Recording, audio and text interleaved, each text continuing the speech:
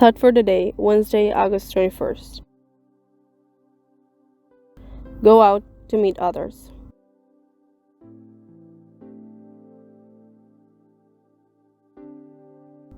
Therefore love is the fulfillment of the law.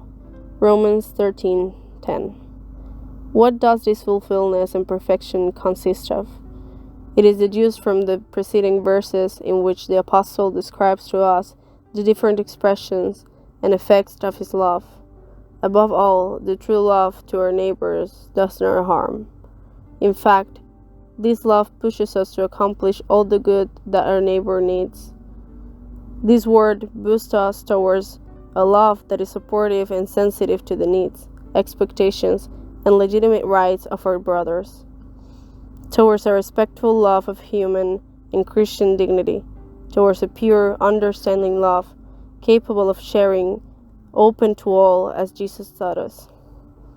This love is not possible without being willing to leave our individualism and our self-sufficiency.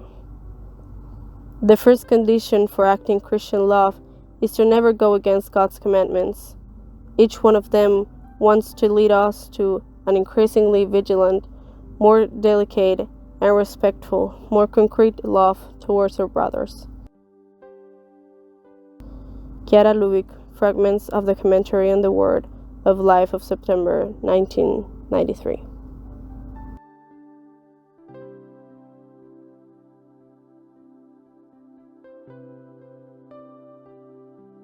Word of Life for August 2024. Lord, it is good for us to be here. We are members of the Focolare movement from several Latin American countries and from Italy. Did you like this video?